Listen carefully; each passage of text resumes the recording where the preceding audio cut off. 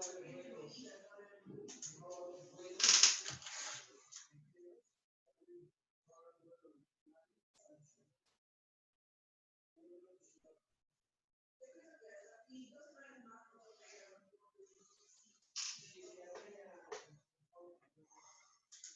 me quedo en casa.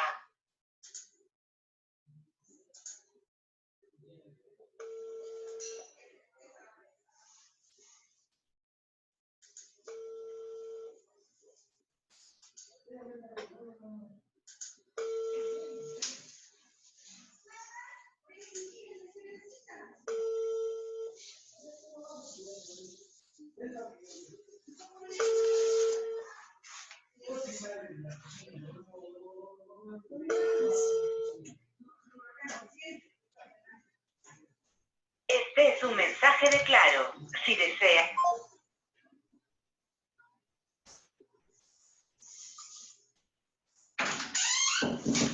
JB, pruébame el audio, ¿ves? Ay, el celular no tenía en el cuarto. Ya estoy ingresando, son las 10 de la mañana. Buenos días con todos. A ver, voy a seguir admitiendo algunos alumnos más para poder empezar. Rato, papi, está hablando, está hablando. Ya. Así es. ¿Quieres participar con la clase? Ya. Ahorita termino, ¿ya? Ya, bebé. Vaya bien. Chao. Chao. Muy bien, jóvenes. Bueno, siendo las exactamente 10:05, vamos a dar inicio al tema del día de hoy, un tema fascinante, un tema muy sencillo de aprender, es la enfermedad vascular intestinal. Bueno, como ustedes saben, este es una de las pocas enfermedades subdiagnosticadas.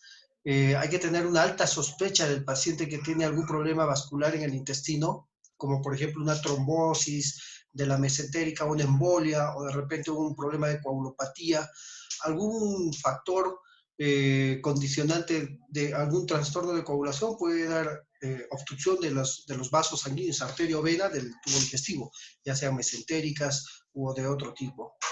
Así que esta enfermedad es subdiagnosticada, ¿no? Y justamente por ese hecho es que en las unidades de emergencia es que tardan en hacer un buen diagnóstico y estos pacientes sufren de isquemia y necrosis de intestino y son sometidos a cirugías o laparotomías donde se reseca parte del intestino necrosado. Para poder reconocer una enfermedad vascular intestinal es necesario conocer factores de riesgo que condicionen una enfermedad vascular. Por ejemplo, pacientes que padecen de fibrilación auricular. La fibrilación auricular hace que se formen unos coágulos en las aurículas, luego estos viajan de los ventrículos hacia el torrente sanguíneo en general y pueden provocar isquemia mesentérica. Hipertensión arterial, pacientes obesos, pacientes con diabetes mellitus, algún trastorno de coagulación como con las genopatías, etcétera, como vamos a ir detallando. ¿Qué es una isquemia mesentérica? En la actualidad es una patología infrecuente que representa 2 a 3 casos por 10.000 habitantes con una tasa de mortalidad muy alta. Puede haber un proceso agudo y una fase crónica. Es una entidad infrecuente, ¿no? Se dice que 1 de 1.000 personas al ser admitidos en emergencia pueden padecer de este problema. Afecta a mujeres 3 veces más que a varones, ¿no? Es una cosa muy rara, ¿no? Pacientes de 60 a 70 años con múltiples comorbilidades, como vamos a detallar. Recuerden ustedes que los vasos sanguíneos que provienen de la aorta son principalmente del tronco celíaco, la mesentérica superior y la mesentérica inferior. El tronco celíaco va a dar sus ramas, la coronaria estomáquica, la esplénica y la hepática común. Y la mesentérica superior y la mesentérica inferior van a irrigar parte del estómago, colon e intestino delgado. Entonces, cualquier fenómeno tromboembólico que obstruya la luz de estos vasos va a provocar un problema vascular, ¿no? Un problema obstructivo vascular con necrosis y todo lo que vamos a detallar en la patofisiología, ¿no? Es esencialmente el resultado de una insuficiencia del flujo sanguíneo para suplir las demandas metabólicas.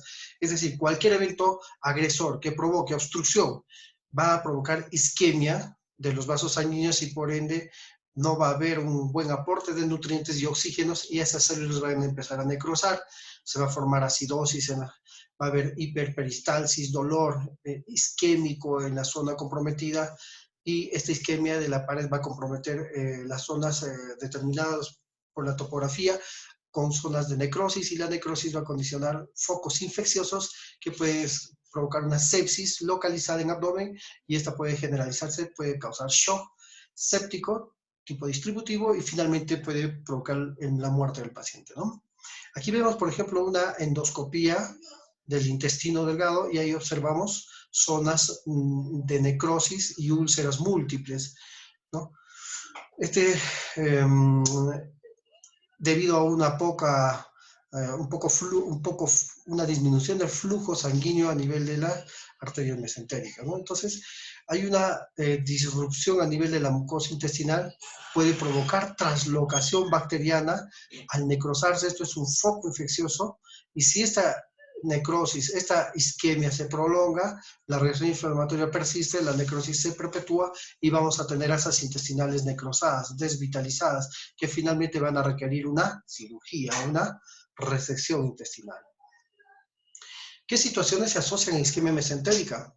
Por ejemplo, hablemos de las arterias, ¿no? Una oclusión de la arteria mesentérica, por ejemplo, se puede dar en una enfermedad cardíaca, fibrilación auricular, infarto agudo de miocardio, falla cardíaca, ¿ya?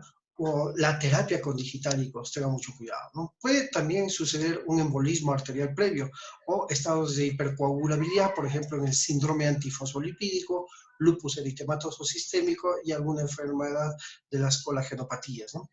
Hipovolemia o shock, cualquier tipo de shock, cardiogénico, neurogénico, shock hipovolémico, puede provocar isquemia mesentérica.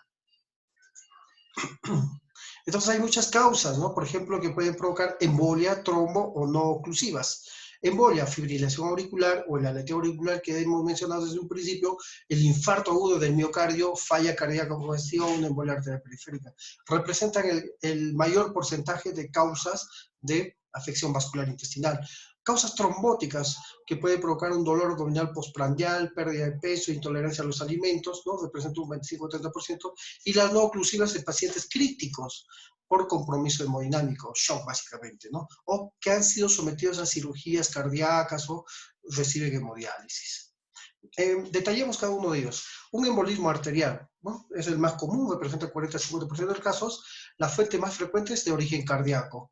Es decir, fibrila el corazón, hay una taquiarritmia atrial, un aleteo, una fibrilación, provoca un émbolo, viaja y tapa un vaso sanguíneo mesentérico, ¿no? Entonces, un tercio de los pacientes de estos con émbolo de la arteria mesentérica tienen antecedentes de eventos embólicos. Siempre hay un antecedente. Hay por una baja frecuencia de eyección para pacientes con insuficiencia cardíaca o cardiomiopatía dilatada, también puede provocar. Recuerden que el paciente con hipertensión arterial va a comprometer la pared de los ventrículos, principalmente del lado izquierdo, va a haber hipertrofia, luego insuficiencia cardíaca izquierda que compromete luego a la derecha, una insuficiencia cardíaca congestiva de ambos lados, y esto puede provocar fenómenos embólicos. Los infartos agudos de miocardio igual, al obstruir las coronarias, el corazón falla, forma coágulos y pueden disparar émbolos. Los aneurismas, que son dilataciones, no solamente a nivel de los vasos como la aorta, sino también de las cavidades ventriculares, etcétera, que puedes, al estar tan dilatado esas zonas vasculocardíacas, entonces se forman unos coágulos que viajan por el torrente y provocan émbolos. Entonces vamos a tener acá por diferentes causas una enfermedad cardíaca valvular, endocarditis, aneurismas, un émbolo que va viajando, llega a obstruir una zona de repente donde la luz está estrechada por un ateroma, y estos pacientes sufren de embolia arterial. Vamos a seguir admitiendo los alumnos. Listo. Y como ven acá, al obstruir la luz, ya sea por un trombo de origen cardíaco o de otro tipo, entonces deja de irrigar esa zona, hay poca perfusión tisular, necrosis, y finalmente puede provocar un foco infeccioso, sepsis de foco abdominal, y esto shock séptico distributivo, y finalmente falla multiorgánica y muerte del paciente. Entonces, estos eventos sobre la enfermedad aterosclerótica previa representan 25-30% de casos. Ahora, hoy por hoy con la dieta que se lleva a cabo, el sedentarismo y la obesidad, es muy frecuente la aterosclerosis. Y esta es una condición por la cual los tromos rápidamente se obstruyen. Es un proceso insidioso debido a la colateralidad, ¿no? Al tener en el abdomen muchos vasos sanguíneos, muchas colaterales, difícilmente se compromete la pared de los vasos. Tendría que ser un vaso principal o uno de mediano calibre. Los pacientes pueden ser asintomáticos, pero la historia natural es progresiva y potencialmente mórbida. Es decir, al principio el paciente suele estar normal, ¿no? Tener alguna molestia abdominal, pero si tiene factores de riesgo, esto podría condicionar que este trombo obstruya una zona con placa ateromatosa y pueda comprometer un vaso de gran calibre. La isquemia mesentérica no oclusiva es otra afección que básicamente ocurre cuando hay vasoespasmo en la arteria mesentérica. ¿Ya? Es una condición sine qua non, ¿no? Que conlleva una gran mortalidad ya que está asociada a presencia de falla multiorgánica, esos pacientes que están en UCI, en unidad de shock trauma, etc. Este proceso está mediado por vasopresinas, angiotensinas. ¿Y cómo lo evalúo? Bueno, hago el diagnóstico siempre con una sospecha clínica en un paciente que tiene de fondo factores de riesgo. Ya hemos hablado, sedentarismo, obesidad, diabetes, hipertensión, insuficiencia cardíaca, fibrilador auricular, problemas de colagenopatías y de otro tipo, ¿no? La demora en el diagnóstico y el tratamiento es el principal factor pronóstico. Es decir, si uno no reconoce, no sospecha que este paciente puede tener un compromiso vascular intestinal, pues naturalmente va a evolucionar muy mal. Hay muchas personas que teniendo comorbilidades van a la consulta o por emergencia y les dicen que este es un dolor, les hacen ecografía, les realizan, qué sé yo, un hemograma, glucosa, creatinina, etcétera, factores para detectar un dolor abdominal por pancreatitis, amilasa, lipasa, etcétera. Todos salen negativos, los mandan a casa y regresan con una complicación más grave, ya en shock séptico. Por eso, jóvenes, primero hay que ver los factores de riesgo, tratar de sospechar en esta patología. Al principio puede el paciente ser fibrilador y tener dolor abdominal solamente, pero posteriormente ese dolor se acompaña de distensión abdominal, los ruidos hidrales están ausentes, signos de irritación peritoneal, un abdomen en tabla, etcétera. Debe entrar a la sala porque probablemente sea una isquemia mesentérica. Entonces estos pacientes requieren una tomografía y una angiotomografía, de preferencia en fase arterial y fase venosa, para poder hacer un buen diagnóstico y salvar a ese paciente, ¿no? Al diagnosticarse tardíamente es por lo general que los pacientes llegan a la emergencia en estadios ya avanzados, ya incluso con falla multiorgánica. Entonces la supervivencia disminuye, ¿no? Hasta un 30-50% cuando el diagnóstico se tarda más de 24 horas. Solo un tercio de estos pacientes son bien diagnosticados antes de ser llevados a cirugía o finalmente pueden fallecer. ¿Qué presentación clínica? La isquemia debe, bueno, como causa de embolismo, en un inicio suele ser súbita, dolor intenso. En la no oclusiva es difícil de diagnosticar debido a que los síntomas son vagos, indetectables en pacientes críticos. Y el origen trombótico es de origen insidioso, más agudo sobre el oclusivo previo. Y suele haber dolor abdominal postprandial, ¿no? Como una angina, en el 100% de casos. A veces bajan de peso, suele haber un soplo abdominal. Recuerden que los vasos mesentéricos, al estar dilatados, generan cavidades que simulan un soplo. Puede haber náuseas y vómitos. Por eso es importante auscultar, ¿ya? Auscultar los vasos abdominales, no solamente se auscultan los ruidos hidroaéreos, siempre debes auscultar la zona del tronco ilíaco, la zona de la aorta abdominal, la zona de los vasos renales que están en los flancos, por ejemplo. Es necesario auscultar también soplos abdominales, ¿ya? Recuerden eso. Entonces el paciente viene por un dolor intenso en abdomen, ¿no? Por isquemia visceral. Y este dolor intenso es constante, no se incrementa con la palpación y no está asociado a rigidez de la pared en un principio, ¿ya? Pero posteriormente se distiende el abdomen y da un abdomen en tabla cuando ya hay un compromiso de la pared, cuando hay necrosis. El laboratorio, por favor, no es imprescindible. A un inicio, cuando llega la emergencia y tú tienes factores de riesgo y una clínica sugerente de un compromiso vascular intestinal, no esperes encontrar alterados los exámenes de laboratorio, porque si tú esperas, en un principio pueden salir normales, pero si tú esperas que esté alterado, pues tardas en el diagnóstico adecuado y ese paciente puede necrosar el intestino, hacer sepsis, shock séptico, falla multiorgánica y puede fallecer. Entonces, el examen de laboratorio no es imprescindible, la sospecha clínica es más importante. Entonces, los más frecuentes que pido, hemoconcentrado, leucocitos, para ver si hay o no leucocitosis, el anión GAP, ácido láctica, un AGA electrolitos, puede presentar leucocitosis como un único hallazgo inicial mayor a 20.000 o puede estar normal, mucho cuidado. Acidosis metabólica es un hallazgo tardío e indica infarto intestinal. Esto es tardío, no pienses en encontrar una acidosis en un principio. Se puede además encontrar hiperamilasemia, que no necesariamente es pancreatitis aguda. La hiperamilasemia suele subir por encima de 500, pero menos de 1.000. ¿Ya? Pero si tú tienes una amilasa más de 1.000, lo más probable es que sea una pancreatitis, un cuadro diferencial. Y hay que hacer una evaluación con la lipasa sérica, deshidrogenasa y las transaminasas también, ¿no? En la radiografía podemos observar esto, ¿no? Asas intestinales dilatadas con paredes engrosadas, se llama neumatosis intestinal, ¿no? Nos puede ayudar también a saber si tiene aire dentro de la cavidad, si no de llover clínicamente o neumoperitoneo radiográficamente, y esto puede hablar de una perforación intestinal. Una ecografía, más que una ecografía abdominal simple, sería un Doppler. El Doppler nos ayuda a ver la vasculatura inicial, ¿no? Pero mucho mejor es la angiotomografía, sobre todo en fase arterial y fase venosa, para distinguir si tiene o no un compromiso vascular. Entonces, ¿qué hallazgos puede encontrar? Una neumatosis, oclusión mesentérica superior de tronco celíaco o mesentérica, embolio arterial, gas en mesenterio o neumoperitoneo, tromboobstrucción o dilatación de asas intestinales, ¿no? La sensibilidad y la especificidad va a variar dependiendo de la etiología. Una arteriografía, por ejemplo, acá vemos una imagen de una arteriografía, ¿no? Donde vemos una oclusión de un vaso y una falta de irrigación a este nivel. Acá sí se irriga y a este lado no, es obstruido, ¿no?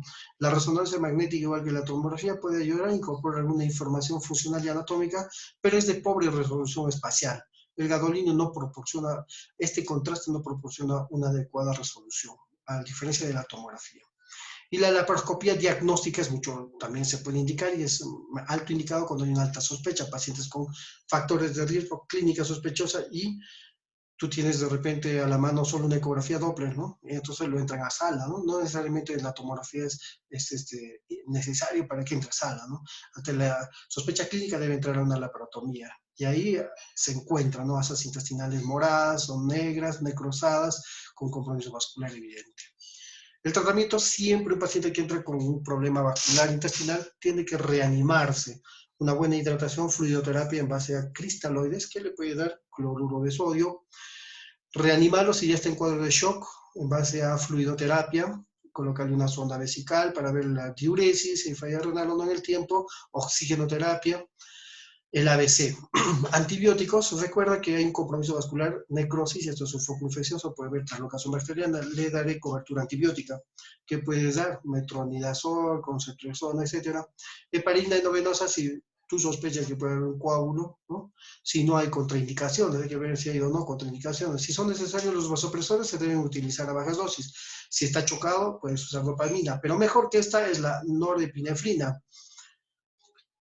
Entonces el manejo va dependiendo de la causa, ¿no? Si hay signos de isquemia mesentérica con dolor, fuera de proporción, ¿no? Intenso, una tomografía sugerente de oclusión y el paciente está inestable, pasa a cirugía, pues se tiene que operar. Terapia endovenosa y cirugía. Si hay una presentación insidiosa con síntomas vagos, inespecíficos, pero tú tienes alta sospecha de trombosis venosa mesentérica o isquemia mesentérica no oclusiva, pues le darás anticoagulación, el ABC, resucitación, reposo intestinal, valoras seriadamente si hay compromiso o no, tratamiento de la causa, arteriografía y la laparotomía si no mejora el cuadro. Y el tratamiento de la isquemia no oclusiva, el pronóstico de este caso es pobre, el manejo es médico y hay que hacerle siempre una arteriografía, ¿no? El manejo quirúrgico se deja para los casos con signos de peritonitis. Pacientes generalmente que están en UCI, en shock trauma, ¿no? Los vasoespasmos se tratan con vasodilatadores. Durante la arteriografía se prueba papaverina inhibidora de fosfodiesterasa o análogos de prostaglandinas, ¿no? Y ante un cuadro de embolismo de la arteria mesentérica superior, una embolectomía de la arteria, ¿no? Y o trombosis de la arteria mesentérica con técnicas endovasculares ya guiados por el radiólogo. Si hay una isquemia mesentérica no oclusiva, siempre una arteriografía, se puede palpar los vasos proximales, valorar la permeabilidad, restricción intestinal, cuando no, mejor el caso. Muy bien, como pueden ver, la enfermedad vascular intestinal es subdiagnosticada y ustedes ante un paciente con sospecha, ante cuadros con distensión abdominal, dolor, ruidos hidroides disminuidos o irritación peritoneal con abdomen en tabla, etcétera, que tenga factores de riesgo, problemas cardíacos, fibrilación auricular, entre otros, o es diabético, hipertenso, etcétera, debes de sospechar de este cuadro y no debes mandarlo a su casa, ¿ya? No le des de alta. Muy bien, jóvenes, como ven, este tema es muy sencillo, no hay nada difícil, no hay nada del otro mundo. Yo creo que no van a tener problemas en aprenderlo. Bueno, no sé si están viendo la pantalla, fisiopatología del intestino irritable. ¿Se ve? Por favor, ¿alguien me puede confirmar? Sí, doctor, se ve bien. Muy bien. El síndrome de intestino irritable es sencillo de entender y aprender, no hay nada del otro mundo. Para eso vamos a considerar los criterios de Roma 4, para ver la parte funcional o patología funcional. Se debe de hacer un descarte de todas las causas que pueden provocar estreñimiento o diarrea en un paciente en gastroenterología. Antes de decir esto es un síndrome de intestino irritable sencillo, debo descartar causas orgánicas. Por ejemplo, viene un anciano con baja de peso, dolor abdominal y una masa en flanco, caso clínico, y manifiesta estreñimiento, cambios del hábito defecatorio, no le voy a decir, usted tiene intestino irritable y vaya a su casa. No, naturalmente pensaré que esto puede ser un cáncer de colon. Le hago una colonoscopia, detecto la masa y se opera y se cura, ¿me entienden? El síndrome de intestino irritable se debe de diagnosticar siempre haciendo un descarte de las causas orgánicas. Para esto hay muchos criterios, ¿no? Los más acertados, el criterio de Roma. Acá vemos la escala de Bristol para las diferentes formas de deposiciones que el paciente manifiesta, ¿no? Desde un tipo 1, con trozos duros, separados, o un tipo 2, una forma de salchicha más grumosa, hasta las más aguadas, ¿no? Para los criterios se han reunido muchos expertos en el tema y manifiestan que, por ejemplo, eh, debe de existir, ¿no? Estreñimiento o diarrea para hablarse de un síndrome de intestino irritable. Cuando se habla de estreñimiento, es decir, un SIIE, un síndrome de intestino irritable con predominio de estreñimiento, las deposiciones deben ser catalogadas en estos, entre un Bristol 1, un Bristol 2 en más del 25% de casos, o un Bristol 6 o 7 en menos del 25% de casos, ¿no? Y los días en que esto se percibe un cambio en la consistencia de las deposiciones suelen ser duras y menos frecuentes, es decir, menos de 3 veces por semana. Entonces, los criterios de Roman hablan de dolor o disconfort, alteraciones en el hábito intestinal, el hábito defecatorio del paciente, síntomas en los últimos 6 meses. Estos criterios de Roma 4 para su diagnóstico básicamente funcional requiere uno de la presencia de 2 o más de los siguientes criterios, vamos a citarles, ¿no? 2 o más de lo siguiente. Esfuerzo excesivo, al menos en el 25% de deposiciones. Heces duras, al menos en un 25% de las deposiciones tipo 1 y tipo 2 de Bristol. Sensación de evacuación incompleta. Sensación de una obstrucción o bloqueo anorrectal, y en algunos casos requieren extracción manual, ¿no? Cuando están en la emergencia. Maniobras manuales para facilitar la defecación, al menos en el 25% de deposiciones. Menos de 3 deposiciones espontáneas completas por semana. Ese paciente está estreñido. Y en segundo lugar, la presencia de heces líquidas es vara sin el uso de laxantes. Puede el paciente estar obstruido por una deposición dura y luego hacer diarrea. Eso se llama diarrea por rebosamiento, no es una diarrea propiamente dicha, sino es por rebosamiento. Es decir, no está logrando hacer la deposición y hay rebosamiento. No debe existir criterios suficientes para el diagnóstico de intestino, se debe descartar otras causas de estreñimiento. Más de lo mismo, 2 o más de lo que ya hemos mencionado, criterios de Roma 4, igual, pero acá podemos agregar que hay subcategorías aplicables a pacientes que satisfacen los criterios antes mencionados, ¿no? Por ejemplo, la propulsión defecatoria inadecuada o la defecación disinérgica, que vamos a detallar más adelante. La prevalencia del síndrome de intestino irritable es mundial. En Perú se ve el 18% de casos, pero esto está en aumento, porque es subdiagnosticado, ¿no? Todo paciente que viene por estreñimiento o diarrea debe de ser sospechado de síndrome de intestino irritable si tiene algún componente psicológico, de ansiedad, depresión, etcétera, y has descartado causa orgánica. Entonces, el síndrome de intestino irritable es un problema funcional que en sí mismo no tiene una causa establecida. Sin embargo, de acuerdo a las definiciones, debemos tratar de explicar tanto el dolor como las alteraciones de la motilidad que caracterizan a estos síndromes. Entonces, hablemos un poco del dolor, los mediadores neurológicos del dolor. Entonces, el dolor visceral se va a dar básicamente por tres situaciones. Una, distensión de la víscera, otra, contracción intensa, y la otra, la irritación de la mucosa. Sabemos que existen fibras nerviosas de tipo alfa, ¿no? O alfa delta, y las de tipo C. Unas son vías rápidas porque son mielínicas y las otras son vías lentas porque son amielínicas. Y las primeras llevan el dolor intenso, el dolor visceral intenso que va hacia el cerebro y rápidamente una respuesta. Y la otra, el dolor visceral sordo, vago, inespecífico, y la respuesta es más lenta. Y a eso hay mediadores como las serotoninérgicas, ¿no? La sustancia P, entre otros, que van a mediar el dolor. Entonces tenemos la relación o el binomio, el sistema nervioso central y la víscera. Para ello hay una respuesta, una vía aferente y una vía eferente como respuesta, ¿no? Existe una percepción del dolor que se incrementa y hay alteración de la motilidad que explica los diversos tipos de dolor en el abdomen. Y existe percepción de la distensión mayor aún en volúmenes normales de gas intestinal. Y para terminar, el enfoque suele ser multifactorial, sencillo, es decir, pacientes que tienen algún factor psicosocial. En esta cuarentena puede haber pacientes ansiosos, deprimidos por situaciones de laborales, trabajo o familiares, que pueden estar debutando con estreñimiento o diarrea, ¿no? Puede ser causa de colon irritable. El gas, la retención, el tipo de dieta puede dar todas estas manifestaciones. Clínicamente suele superponerse los cuadros de estreñimiento y los cuadros de diarrea, hasta un 27%. O suele ser independiente, los cuadros de estreñimiento en un 47% y diarrea 26% respectivamente, ¿no?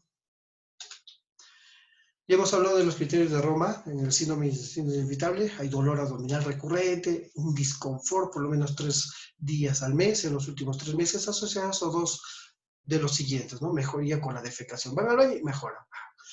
Comienza asociado con cambios en la frecuencia o comienzas asociados con cambios en la forma de las heces. Ya hemos mencionado los criterios de Roma 4, pero este cuadro es básicamente para niños, cuestión pediátrica, ¿no? En niños menores de 4 años, más de 2 de los siguientes criterios. Muy parecido al del adulto. 2 o menos defecaciones por semana, retención fecal excesiva, defecaciones dolorosas con dolor cólico, heces voluminosas y presencia de una gran masa fecal. En niños con capacidad para defecar, ¿no? Se añade otros criterios, por ejemplo, mayor o igual a un episodio de incontinencia semanal tras adquirir control del esfínter, cuando recién está controlado los esfínteres, o heces voluminosas capaces de obstruir y ser indoloros, ¿no? Y si estos niños suelen tener más de 4 años, ¿no? 5 o 6 en adelante, más de 2 de los siguientes criterios que son muy parecidos a estos, ¿ya? Y se agrega el sexto, que son heces voluminosas capaces de obstruir y no ser indoloros. Y tras la valoración médica, los síntomas no pueden ser explicados por causa médica o se descarta otra causa obstructiva, por ejemplo, pólipos gigantes. En niños, por ejemplo, menores de 3 años, suelen haber pólipos rectales que obstruyen el hábito defecatorio, ¿no? Recordarles la escala de Bristol para las diferentes deposiciones. Hay pacientes que te dicen, doctor, yo hago deposiciones como las de una ovejita, en bolitas. Ah, es un Bristol tipo 1. O te dicen, doctor, yo suelo hacer deposiciones tan grandes y duras que obstruyen el water y suelo tener problemas en mi hogar. Es un tipo 2. O algunos dicen que son fragmentos blandos con bordes irregulares, ¿no? Un tipo 6 y un 7 ya acuosos. Como ven, los criterios van evolucionando desde el Roma 3 hasta el Roma 4 que hemos mencionado. Son específicos después de 2 años de haber hecho el diagnóstico basado en los criterios. Ningún paciente necesariamente requiere alguna revisión diagnóstica adicional más adelante. Suele haber manifestaciones no gastrointestinales. Un paciente suele estar fatigado, tiene un sabor desagradable en la boca, viene por boca seca o les quema la boca, disfunción urológica, ¿no? Es decir, molestias, síntomas de irritación vesical sin necesariamente ser infección del tracto urinario, sobre todo en damas, ¿no? Damas que sufren de estreñimiento y a la vez tienen disuria, tienen polaquiuria, se hacen exámenes de orina, urocultivos, estudios urológicos, hasta tomografías de las vías urinarias, ¿no? Un urotec, etcétera, y todo sale normal. Resuelves el tema del estreñimiento y el problema urinario también. Ansiedad, fobia, somatizaciones, paranoia. Entonces es importante hacer un buen abordaje diagnóstico, una buena anamnesis, una buena historia clínica y un buen examen físico. Muy bien. Bueno, en un 92% el diagnóstico de síndrome de intestino irritable no cambiaron su diagnóstico después de 10 a 13 años de padecer de estos síntomas y generalmente visitan múltiples especialidades. Siempre hay que ver la historia clínica, el examen físico y hacer valorar los exámenes de laboratorio pertinentes para poder descartar alguna patología recurrente o diagnósticos diferenciales de colon irritable. ¿Con qué me puedo confundir? Hago diagnóstico diferencial cuando hay dolor, por ejemplo, con una úlcera, colelitiasis, diverticulitis, colitis o pancreatitis, cualquier causa de dolor abdominal. Por ejemplo, abajo en el abdomen inferior, mujercita joven, endometritis, enfermedades ginecológicas, urológicas, etc. Si se estreñe, puede deberse a una enfermedad diverticular, un cáncer de colon, una sufoclusión, por ejemplo, un Overg, hipotiroidismo, hiperparatiroidismo, síndromes depresivos o que tome algún fármaco. Si está con diarrea, puede ser una tuberculosis intestinal, le pediré BKNS, ¿no? Descartarle tuberculosis, linfomas intestinales, una colonoscopia, mala absorción de algunas sustancias, toma algún laxante, le pediré que deje de tomar laxante y puede mejorar. Amiloidosis, problemas de tiroides, la giardiasis infecciosa o no pueden dar diarrea. Siempre es bueno descartar otras causas. Y si predomina la distensión, un paciente que se queja mucha distensión, vemos, si es diabético puede haber gastroparesia diabética, subobstrucción intestinal crónica y de otros. ¿Cómo trato el síndrome de intestino irritable? No existe un tratamiento adecuado. Lo mejor es la relación médico-paciente. Por eso es importante en semiología practicar esto. Cuando ustedes terminen la cuarentena, van a tener que hacer historias clínicas con el sentido y la intención claramente está de que tengan esa relación médico-paciente. Logren convencer al paciente para que te cuente todas sus intimidades, incluso las formas de su deposición, si tienen o no diarreas, etc. Es importante esta relación médico-paciente. Tranquilizar al paciente, no decirle, tiene usted cáncer. No, se debe de decir que se debe descartar la posibilidad de que tenga cualquier neoplasia, ¿no? Explicarle que se trata de una condición muy común y es muy frecuente, ¿no? Explicarle que muchos pacientes la padecen y suelen resolverse, ¿no? Considerar que el paciente trae muchos temores consigo, serie de factores psicosociales, o se informen en internet y dice, tengo todos los signos y síntomas de un cáncer. Ellos vienen ya convencidos en ese sentido. Suele ser tanta la importancia de la relación médico-paciente que cuando tú lo convences, le haces un buen examen físico y sus exámenes pertinentes, auxiliares, y descartas causas orgánicas, tú lo mandas de vacaciones y el paciente mejora. Y te lo dice, ¿no? Doctor, me fui de vacaciones y regresé como nuevo. Factores precipitantes, ¿no? Personas con consumo de alcohol, cafeína, mucho aderezo, gaseosa, chicles, consumo de ají, etc. Muy bien. ¿Qué medicamentos puedo dar? Debo hacer un enfoque primero, ¿no? Si hay diarrea, dar antidiarreicos. A la cabeza, lo primero, la loperamida, ¿no? 2 miligramos, dependiendo de cuán severo sea. Subsalicilato de bismuto. Si predomina el estreñimiento, dietas, procinéticos o algún laxante. Si hay dolor, antiespasmódicos. ¿Y qué antiespasmódicos puede utilizar? Desde los anticolinérgicos, como la diciclomida, iosina, pargeverina, etcétera, o relajantes musculares, ¿no? La mebeverina, trimebutina, o pinaverio como bloqueante de canal de calcio, o antagonistas de los anti-H2, ¿no? 5-hidroxitristamina. Ahí tenemos el alocetrón, antagonistas de 5H3, TGCR2, etcétera. Como saben, estos pacientes tienen componentes depresivos por lo general, entonces puedes dar antidepresivos. Actúan con mecanismo desconocido, muy bueno para el dolor crónico, es el paciente que no mejora con antiespasmódicos, puedes utilizar imipramina, desipramina, mitriptilina, particularmente yo uso la mitriptilina y me va muy bien en casi el 90% de casos. Hay que ver, controlar los niveles de 5-hidroxitristamina, modula la sensibilidad intestinal y motilidad. Se usan también los más modernos, la fluoxetina, la sertralina y paroxetina. Yo utilizo mitriptilina y sertralina y va muy bien en estos pacientes. Como ven, hay que manejar la relación médico-paciente, es muy importante. Descartar una causa orgánica, otras causas de dolor, diarrea o estreñimiento y finalmente utilizar todo el arsenal médico que tengamos a la mano. Muchas gracias, jóvenes. Para los que no hayan asistido, vamos a grabar esta charla. Voy a dar, por favor, por finalizada la reunión. Gracias, que tengan un buen día.